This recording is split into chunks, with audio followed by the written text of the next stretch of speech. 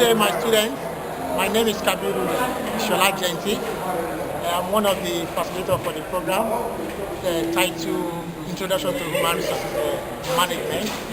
So in this course, we'll be talking about the literary meaning of what human resources management implies. We're talking about the historical emergence of the concept. We'll be talking about the function of human resources management.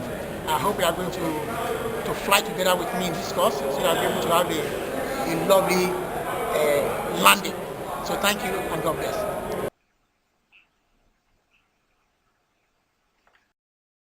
Yeah, now you are welcome to the main class of the course ILP 101, which is Introduction to Human Resources Management. Just like I mentioned in the introductory part, that the course will be facilitated by my humble self, Kabiru Shola Genty, and one of my senior colleagues, Dr. Rafiu Akonjibankole. So the two of us are going to take you through the rudiment of what human resources management implies, then what are the historical analogy that has been postulated as far as human resources management is concerned. So feel relax, sit down, and enjoy the class proper. Yeah, the learning objective of this course, after the course has been taught, we expect the students first and foremost to be able to explain the concept of human resources management as a field of study and as an area of specialization in world of work today. Then two, we expect students to be able to trace the historical development of human resources management, starting from the era of Frederick Taylor, who we refer to as the scientific management father, up to the present nomenclature of human resources management that we are using today. Yeah, looking at the conceptual framework and historical emergence of human resources management as a field, I put up some point here to facilitate a better comprehension of the course. First and foremost, we'll be talking about the concept of human resources management itself. Literally, it has to do with how people were being managed at the workplace. That is because there is no organization that will not have a human being working in such organization. And for human being that organization to be properly managed, we need an expert in the area of management of people at work. Yeah. So people in organization were referred to as workers or employee as the case may be. So these are the people that came into the organization with their skill, with their knowledge, with their competency, with their potentiality and some other developmental variable. But these people, they came from different background. They came from different family orientation. They have different perception to work. They are from different cultural background. They have different experience and they have different expertise. So if this set of people are working together in organization to achieve a particular goal for that organization, you will agree with me that we need a particular person who is going to manage this set of people to work as a team in order to achieve the predetermined goal of the organization. So the systematic way of coordinating these activities with a view to achieve the corporate objective of the organization is what human resources management implies. So it is one of the core functions of a business, which we call organic business function, because it has to coordinate the workers in terms of recruiting them, in terms of selecting them, in terms of sending them on training, in terms of compensating them, in terms of motivating them, so that they'll be able to achieve the goal set up by the owner of that business. So the systematic way of we doing this particular exercise is what human resources management means. So just like what I said earlier, that this set of people are from a diverse background, they have different orientation, they have different perception, they have different cultural background, experience and whatever.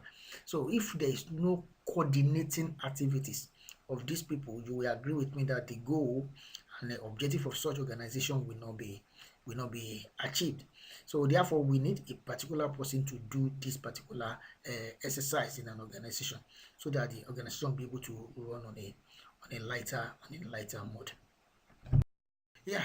So the concept of human resources management has been dated back to 17th century during the era of Frederick Taylor, who we popularly refer to as a scientific management father.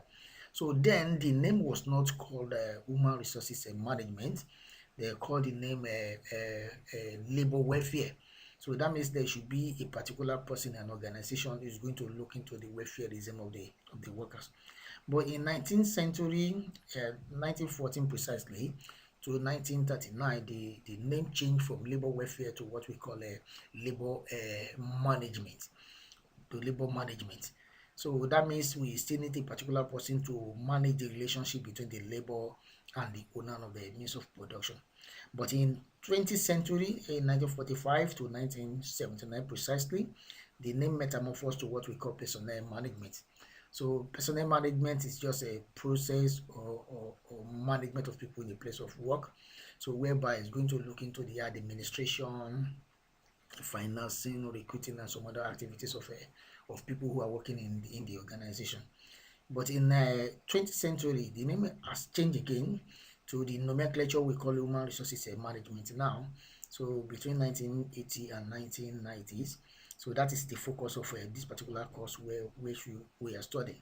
But scholars in this particular discipline of human resources management have now changed the name again to what we call human capital accounting.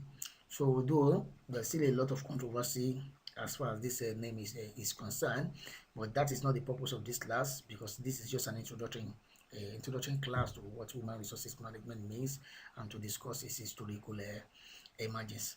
So now that the class is over, so we allow one or two of my students to their questions on what has been taught so far as far as conceptual framework and historical emergence of human resources management is concerned. So over to you, students.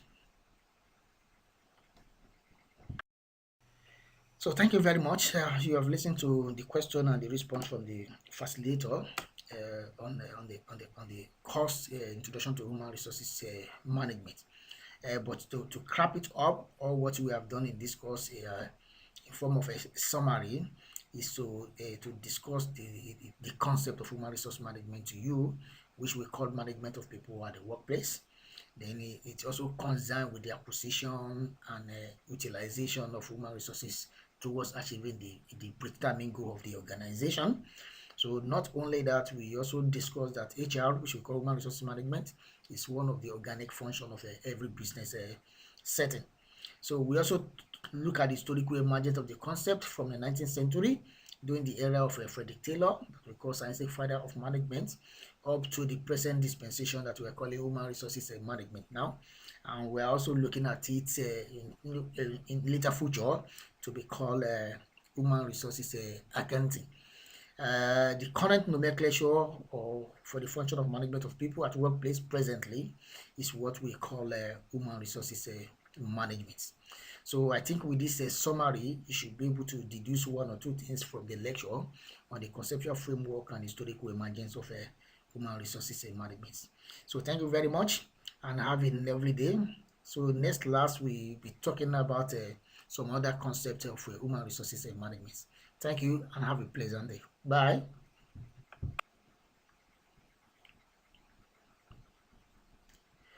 Thank you very much.